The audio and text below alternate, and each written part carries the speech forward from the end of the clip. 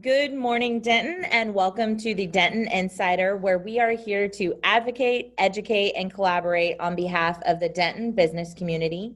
My name is Randy Skinner. I am one of your hosts. I serve on the Denton Chamber Board of Directors, and as a member, I represent RS Consulting. And with me is your other host, Heather. Hi, I'm Heather Gregory. I'm the director here at Stoke, which is Denton's co-working space. We are proud to be members of the Denton Chamber and love co-hosting this podcast with Randy. Today, our guest who we're going to be speaking to in just a minute is Kathleen Hobson, who is the director of UNT Pride Alliance. So we're going to talk about their work and what they do in the community to advocate for queer and trans folk, and we're really excited for that conversation. But before we get to that, Randy, what is the scoop this week? Let me tell you the first scoop. Okay, I actually have a pretty good scoop. So I've got two scoops for you. One, on the 13th, so October 13th, is the Business Networking Connection, and that is virtual. So that's going to be at 11:15. So this is a great kind of traditional networking along with the luncheon. If you're new to the chamber, it's a great way to connect with folks. If you're thinking about joining the chamber, you could still kind of come on as a non-member guest. So it definitely has more of the traditional virtual networking. But here's another scoop. Ribbon cuttings are coming back. Oh. Yes, so be sure to keep an eye on your calendar. Of course, we will be being safe, socially distanced, taking precautions. So you can stay tuned to hear more about what that's going to look like. But I'm so excited because I love ribbon cuttings because they're celebrating new businesses or celebrating milestones. So it's like a guaranteed event that's like everybody's in a great mood, right? Because we're all just like having a little party.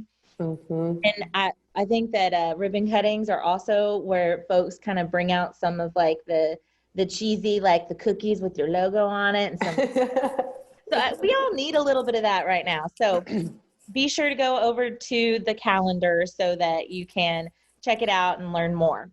So that is this week's Chamber Scoop. That's awesome. Yeah. And I mean, it's good that it's coming back at this time of year because I don't know. Sweating outside in suits is like nobody's idea of their like probably favorite time. So yeah, it should be great weather. It'll be exciting to see who gets to be the first ribbon cut. When we've had, there's been openings, there's been closings, right? So there's a lot of things going on and a lot of things to a lot of milestones. So we'll have to stay tuned. Maybe we can get the scoop for next time and know who the first one is. I don't know. Yeah, there you go. Right? Cool. Awesome. All right. What do we got next? So we are talking about inclusion and the business community and being intentional when we're talking about the LGBTQIA plus community. So I am excited. Who do we have on? Today, we are getting to speak with Kathleen Hobson, who, as I said, is the director of the UNT Pride Alliance. Originally from Ohio, Kathleen received their Bachelor in Arts in Sociology from Ohio University and their Master's of Arts in Higher Education Administration from the University of Akron. They moved to Denton in 2014 to open UNT's Pride Alliance, where they currently serve as the director. Kathleen also serves as the Outreach Denton Steering Committee, on the Outreach Denton Steering Committee, and an executive board member of Pride Denton. So thank you so much, Kathleen, for being with us today. Thank you all so much for having me. I'm excited to be here. And go Mean Green, too. Yeah, go Mean Green. So can you talk a little bit, so the Pride Alliance, is that something that you started from the ground up, or was it a program? Tell us kind of how that came about. So the Pride Alliance, for folks who are not familiar with it, is UNT's Gender and Sexuality Resource Office or Center on campus. And I am the first full-time staff person that office has had. So technically, the foundation of that office was being created before I arrived as part of the Division of Institutional Equity and Diversity. And so once they kind of established the office space, they were looking for someone to come in as the first full-time staff to do programming, do training, and kind of put together all of those resources on campus. So that started in the fall of 2013, and then they opened the search for the position in spring of 2014, and I started that summer in June of 2014. So I have been working at the Pride Alliance for a little over 6 years and came in as the only staff person as a student services coordinator, and then assistant director and director, and then we were able to bring on more full-time staff and additional student staff as well. Some of the things that we do on campus, we offer support and resources for queer and trans students. We do a lot of programming to help them build community and connect with other folks on campus, get connected to resources. We also do training, gender and sexuality resource training. So that can be for students, it can be for faculty, staff, student staff, to make sure that folks kind of understand the dynamics of gender and sexuality, and certainly serve as a resource for cisgender and straight heterosexual folks as well.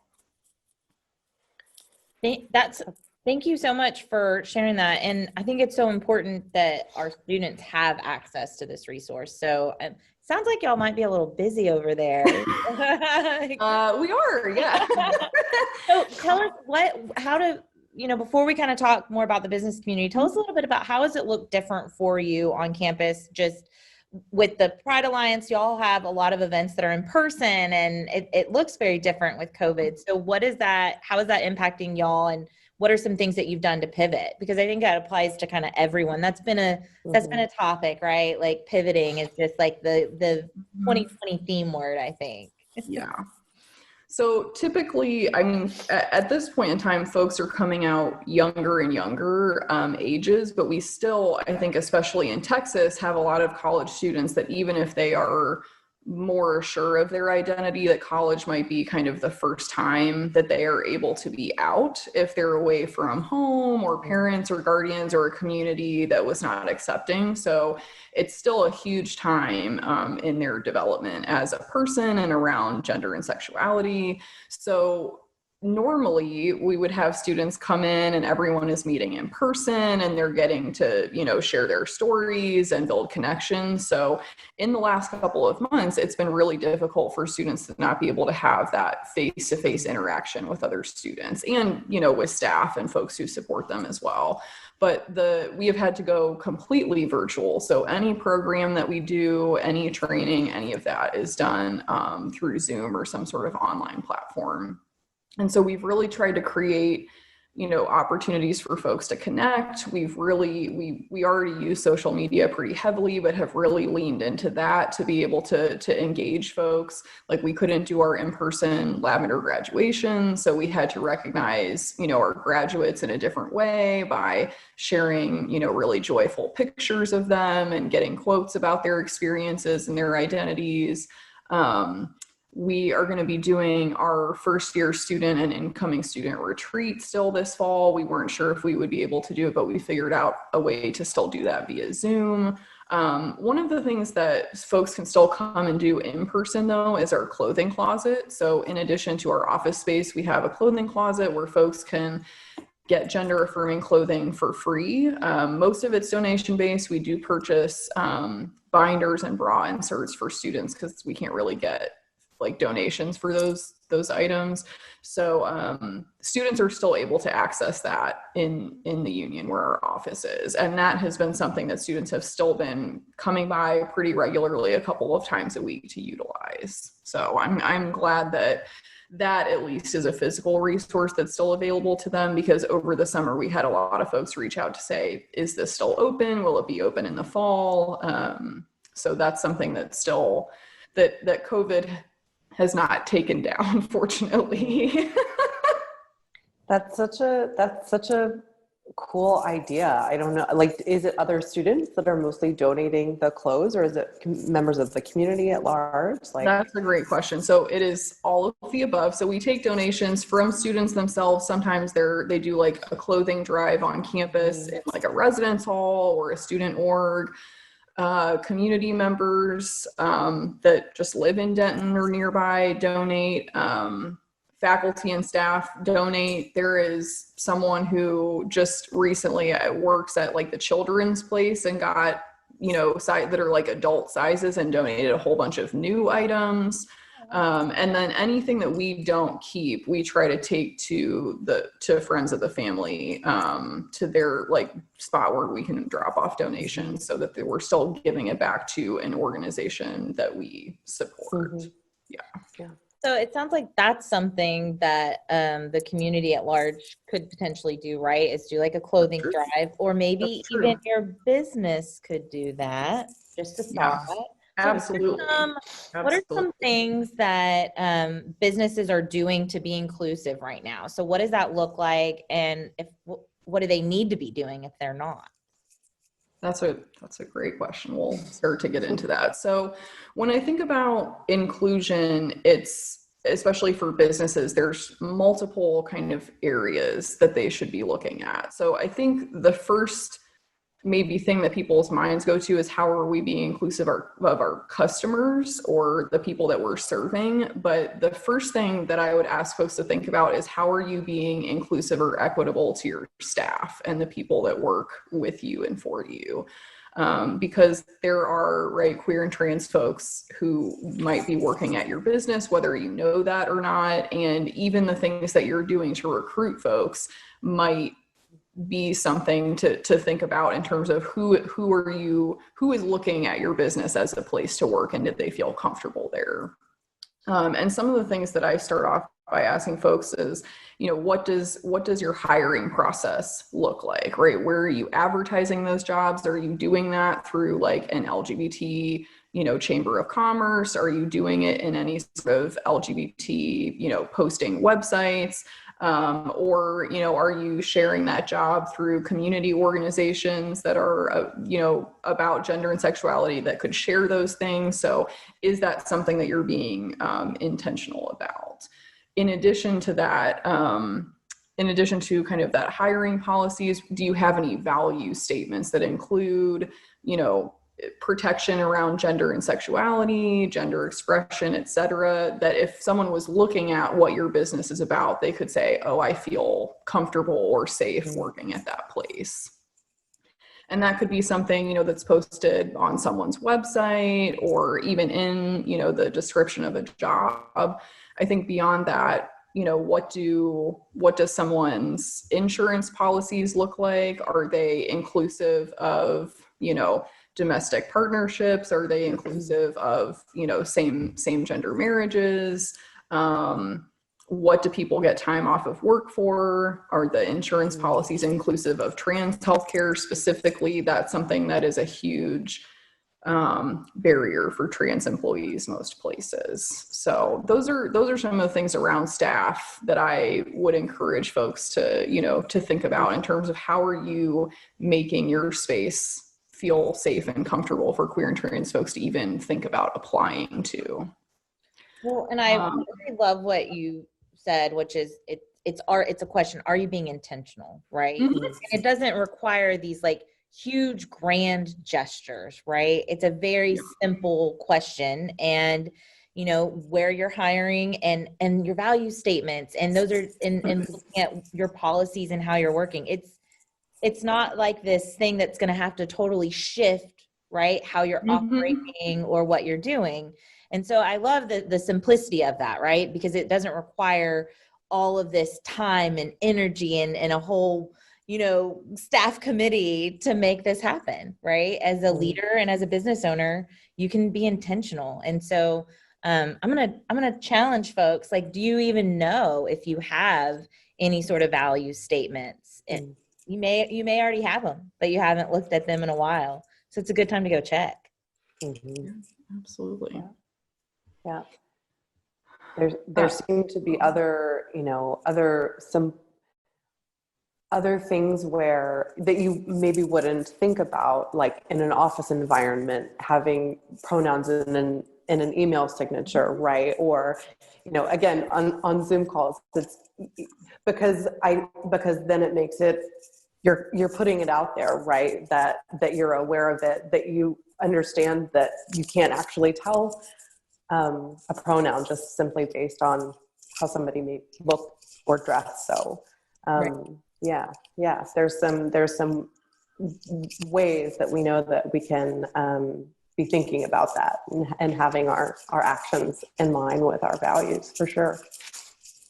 Yeah, pronouns is a huge piece, both that can communicate, I think, thought around inclusion, both for staff and for customers or folks who are coming to your business.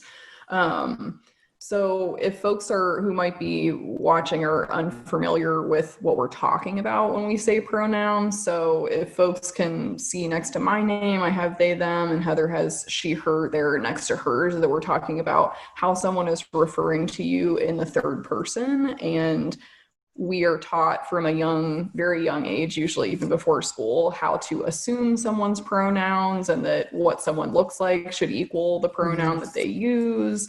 And we, you know, I think as a community are really trying to make the shift about asking pronouns or stating pronouns up front, to not be making those assumptions. And even the ways that you include pronouns can be kind of a sign to folks to say, okay, this business, this group of people are being thoughtful about this. This might be a place that I feel safe or comfortable, or that I might want to give my money to, because they're thinking about, you know, what inclusion means. And again, this is a seemingly small thing that you could do. Mm-hmm. So pronouns can be, you know, added to a Zoom name. They can be done in a verbal introduction to say what pronouns you use, or to ask folks. Things that are really easy for businesses to do, right, is to allow employees to put their pronouns on a name tag right below their name. That's something that we do. That's something that we do at UNT. It hasn't always been around, and we had to chat with folks about how to do it, right? It's just an additional line, or maybe next to the name that you're adding on. Having pronouns on a business card is also a great idea as well. If you have any sort of staff like information page on a website, you can certainly add pronouns next to someone's name or picture, etc. You can also do pronouns in an email signature as well. So usually if someone has an email signature already set up, it's like 5 or 6 lines of their name and their email and their phone number and all of that stuff. And you can easily put pronouns in an email signature as well. And I hadn't thought about I hadn't thought about the use of pronouns on your website, like on your about page and introductions. Yeah. The email and the name tag, right? Like that's one I think you've just seen that more, right? So it's more common. I love that idea. I feel it. I have some work to do when we get off this call. So I didn't mean to interrupt you. What are some other things that I kind of got excited. I was like, no, that's okay. Yeah, I just was going to say, that's something that both from students like at UNT, for example, or from other folks in the community that I've gotten feedback from before, to say, oh, I was surprised that you had your pronouns in your email, your email signature, or the website, or wherever, but that seeing that before someone even came to visit us or reached out, that already made them feel, you know, that they were thought about and that they were valued because we were including that. I was going to say one thing to think about is anywhere where you're putting someone's name is a place where you could put their pronouns, right?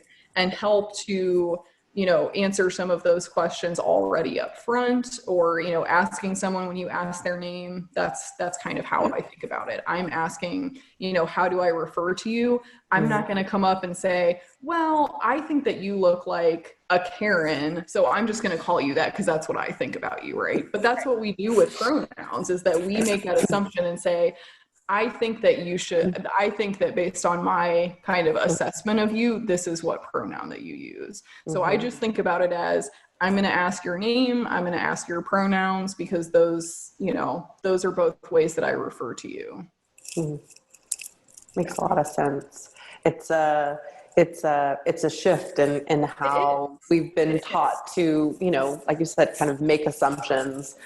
Yeah, it's important stuff. And I don't say that, I don't say start asking pronouns or add pronouns to all these things to make it seem like that is easy or that it should be just a natural shift, right? You said it's a shift, it's intentional. It is an intentional thought process and unlearning and relearning of a new way to do things, right? I have been doing queer and trans work for about 10 years, a little more than 10 years. And I am still, right, I still was socialized in the same way to make those assumptions. So even though that's true, right, I still mess up. I still don't ask someone's pronouns or use the wrong ones and still have to be able to recover from that and make that an intentional practice for myself. So I think it's good to give yourself a little bit of grace and know that you're going to mess that up, but the recovery is the important part in that.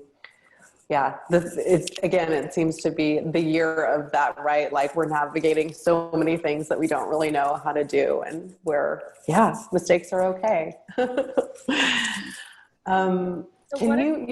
Go Sorry, ahead, you go, Heather. You go. Well, you just talked about how you've been doing this kind of work for 10 years. So can you just talk a little bit about kind of what you've done and what got you to this place that you're at now? Sure.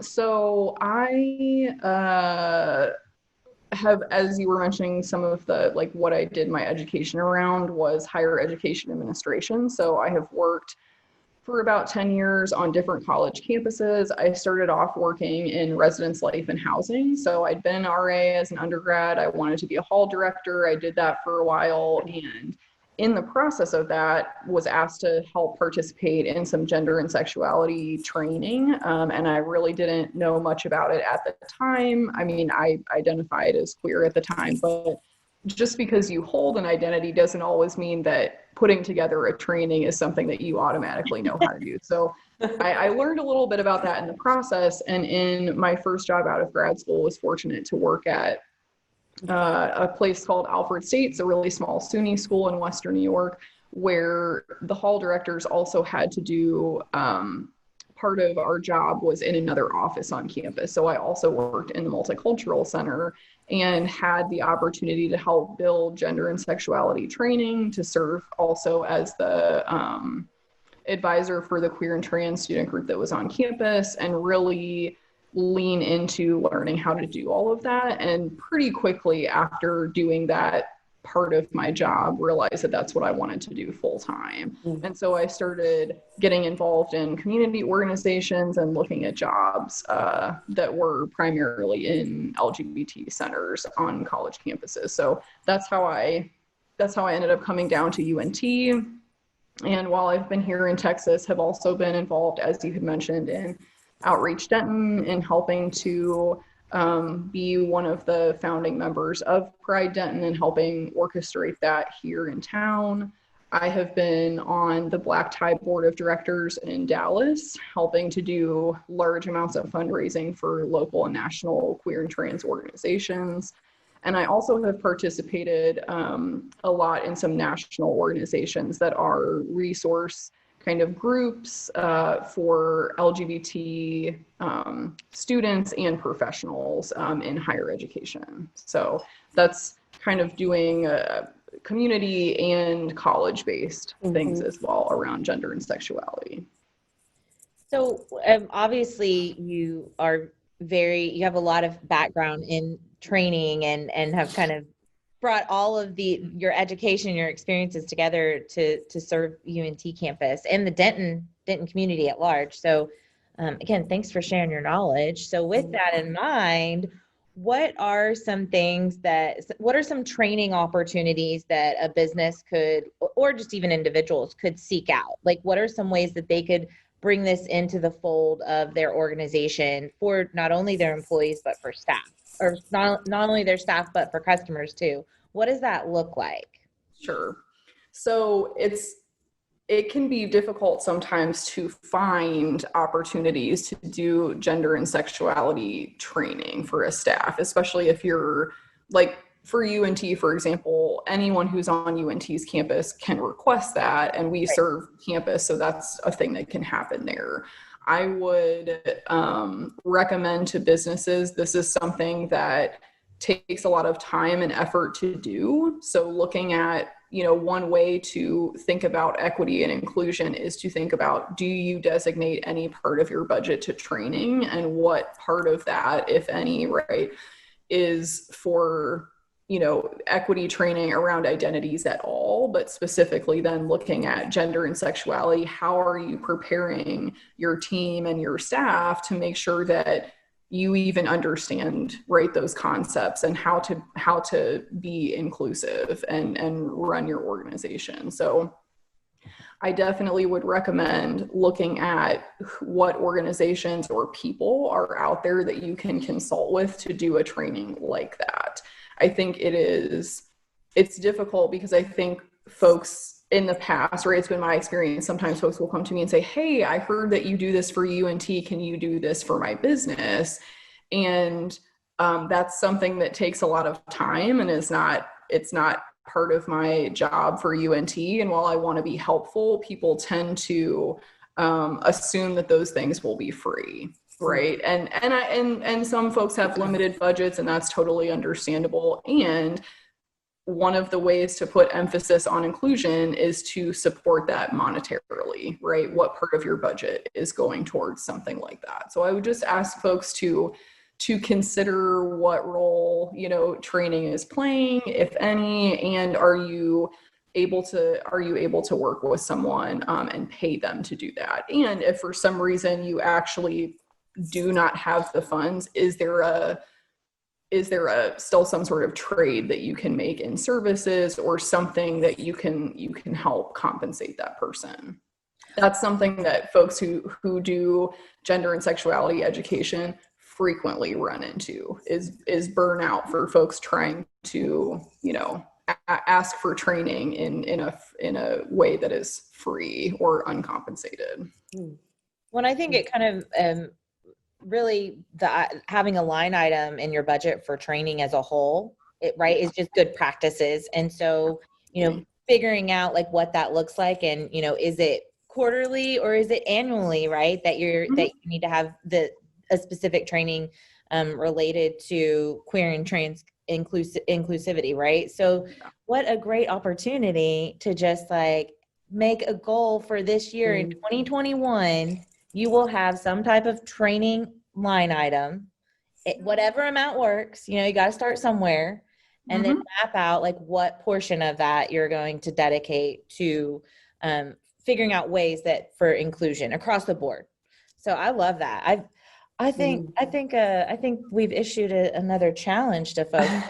To know, because a lot of small businesses probably don't have training at all on there, other than like maybe it's like you're going to get certified to become higher up in with education or something, right? But as far as like actual, outside of your skill set training, I wonder how many businesses already have that. If you have that, throw that in the comments. Tell us about it. So I'm curious to know, what, we've talked about ways that, like, kind of within a business, people can look at some of their practices and things.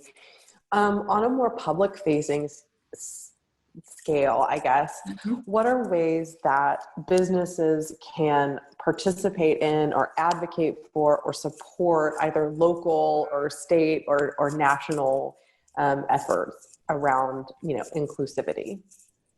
Okay, that's a great question. So one of the things that I would recommend to folks is to start looking at what organizations are local to your community. So like if we're talking Denton, right, we've already talked a little bit about Outreach Denton, Pride Denton, TWU, UNT, like organizations that have some sort of gender and sexuality resource office or group, et cetera. And are there ways that you are collaborating or supporting, right, those organizations? So starting local is great. I mean, national is good as well, but especially if you are a local business, right, thinking locally about how you support is really important. So what are some examples of what that looks like locally now? Sure. So first, as I was mentioning with like the training piece, do you dedicate any sort of money, right, that you give to nonprofits? Is there any sort of monetary donation, which, right, could just look like giving money up front, making a donation to a website? That could be making a donation that's like for the purpose of buying specific things. So as I had mentioned with our office on campus, for example, people can donate money to the clothing closet so that we can buy binders for students. Like there's a specific thing that people know that that's going towards. Other ways, like in Denton specifically, to be able to do that, there with Outreach Denton, they also do an LGBT teen group, and Outreach Denton is an organization that can be donated to, right? And so the money can go towards Outreach Denton events. It can go towards the teen group, right, spectrum that is here in Denton. Aside from monetary donations, some of the things that we do in Denton that, you know, if folks are not in Denton, they could also look into something similar, is that are there events that are happening that you can, you know, aside from providing money, show up to support, right? Is your business there just being a supportive organization? Are you going to any Pride events that are happening? Are you going to Trans Day of Remembrance in your community? Certainly right now, most of these things are virtual. So that's the landscape of that looks a little bit different, but you know, are there any public events where you can show up? Are there public events where you can be a partner in support? So when we have, you know, Trans Day of Remembrance, for example, that's usually in the evening, it's in November, it's cold outside. We've had, you know, an organization donate hot chocolate before, or come and staff a table to do hot drinks, or provide, you know, the candles for that event, or something that they could do to participate. With Pride Denton specifically, we usually have at least one, if not more, events for local vendors to show up and to be able to sometimes donate, you know, small freebie items, or to even sell at a booth. So there's lots of ways that folks can get their organization to get connected to one of those organizations and ask. Absolutely. and I love too, because it also creates this opportunity of like, well, you get to bring whatever you have, how, you know, whatever your niche is, your product, your service, whatever you got, you know, come and ask and we'll find a place for you. Pretty simple. I love it. Yeah. Well, Kathleen, do you have any other thoughts that you want to share with us? Anything that we didn't get to cover this far? Yeah, just a couple more things. So in terms of, we talked about inclusion around kind of community and staff of a business. And there were a couple more things that I had wanted to mention that are pretty, again, pretty easy ways to look at how someone is doing something as a business. So one, are you offering opportunities for feedback from your customers, right? So do you have a survey? Do you have something on your website?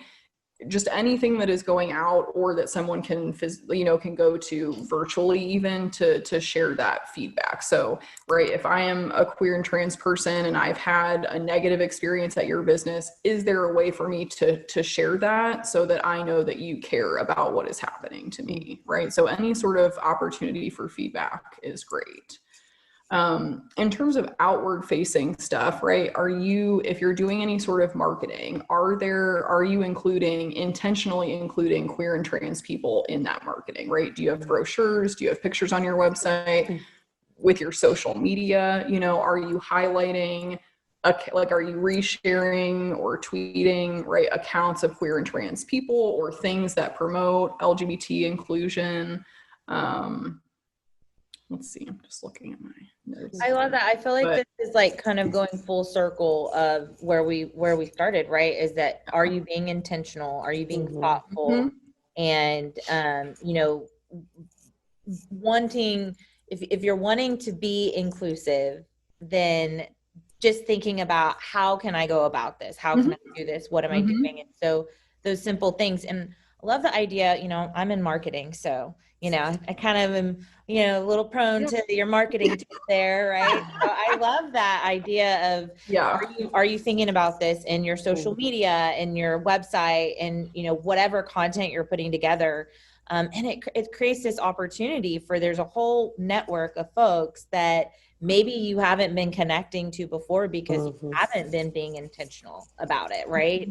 So yeah, I love that. What else you got?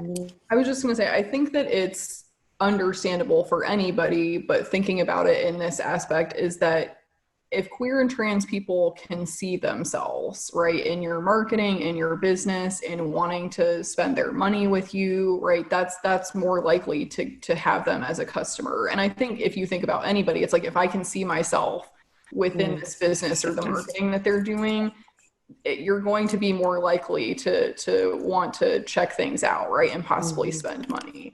I think it's also important to that when we talk about queer and trans communities, both what we're talking about optics and marketing and spotlights and who you're including, is that oftentimes most of those opportunities are first given to white queer and trans people. So it is really important to be thinking about intersections of identity and making sure that whatever you are doing is not only catering to white, queer, and trans folks, that we are thinking about, queer and trans, Black, Indigenous folks of color too, because in the work that I do, that is something that when we think about what is an LGBT experience, oftentimes is thought of through a white lens. So that's also very important in terms of how you're thinking about customers and who you are serving. That is part of that as well. That's a really great point, and extremely important across the board. Obviously, if we're talking about equality and being equitable and inclusive, it's not just LGBTQ, queer and trans community. It goes across all of our minority and underserved communities across the board. So I think that's a really good point. Thank you. Thank you for just bringing, I think, to some folks, this may be new information. Maybe it's a reminder for others, but I feel like this is an important conversation to us to continue to have in the business community. It's not just something that, we go home and it's like in our own homes, right? Like as a community as a whole, as business owners, this is our duty and our responsibility. And so I am hopeful that maybe it got somebody's wheels turning. I know it did for me. I feel like I'm gonna go get on my website right now. I've got a few things to update. So y'all, check back with me, Kathleen. You can hold me accountable. Yeah, so I'm really excited. I really appreciate your time. I know, Heather, were there any other kind of follow-up notes that you had about our topic, or how awesome Kathleen was in sharing ideas? I just think it's so fantastic. I think we're so lucky to have you in our community doing the work that you do and providing this kind of mini training and exposure for the business community. My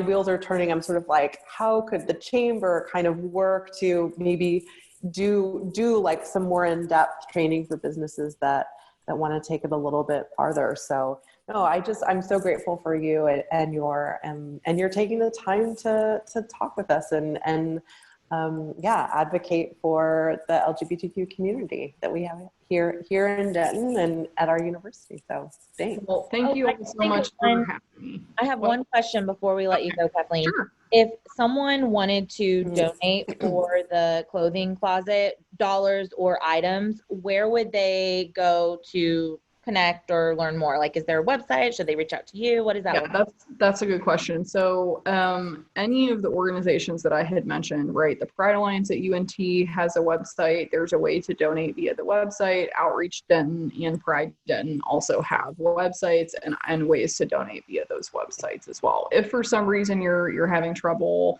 finding those, you are welcome to reach out to me to help to get rerouted to some of those spaces for sure. Awesome. Well, thank you so much, Kathleen. We appreciate you. And Heather, what do we have going on next week? Next week, we get to talk to Jessica Rogers, who is the director of the Economic Development Department at the City of Denton. So I know the city just completed their strategic plan for economic development, so we'll get to hear about some of what she has going on and what the city is doing in that. So yeah, that will be next week. Sweet. Well, we'll see you guys next Wednesday. See y'all later.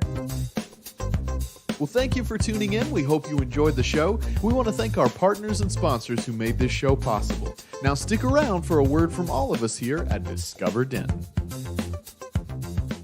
Hey everybody, if you haven't checked it out yet, DentonRadio.com has soft launched a new website and brand. We'd love for you to go and check out the new look, but we also want to walk you through the new website and all the features you can see. So the main thing that we're most excited about is we have this video feed right at the top of the page that's a 24-hour-a-day, 7-day-a-week video feed of different Denton performances. Now these are past recordings that we've done here at Denton Radio. We also have some awesome recordings coming at us from Tiny Couch Productions. Thank you, Tiny Couch. If you haven't checked out Tiny Couch, you've got to go see those guys. So 24-hour a day, 7-day-a-week feed, and what we're dedicated to as an organization is going forward, we're going to be trying to be inside different Denton venues as much as possible. So we're going to be going to Dan's and Rubber Gloves and Andy's and LSA and recording the shows while they're happening and putting them right here. So 24 hours a day, 7 days a week, you're going to have a true window into the Denton music scene. So it's going to be really, really cool. Now just beneath that, we have the This Week in Denton section. And what you can do is scroll through and see all the shows that are happening in Denton that week. And then you can listen to the different songs from the different artists that are playing those shows. And then when you click the green button underneath it, it's going to take you right to DiscoverDenton.com's calendar page for that show. So you're going to get all the info on where, what, who, how, all that good stuff. And we'll be changing this out every single week. So you're going to have a full section of all the shows that are happening and everybody that's playing where you can go listen to them and check it out. We also still have our podcasts on this page. Everything that we were doing before is still here, but all these new fun features are coming at you. More features as well to come as we get further and further into this soft launch. And whenever we can start booking shows again and everybody's kind of back to normal, we're gonna have a really awesome big launch party and we'll get the final product out there. And we're super, super excited about it. So thank you guys so much for checking it out. Go see it all at DentonRadio.com.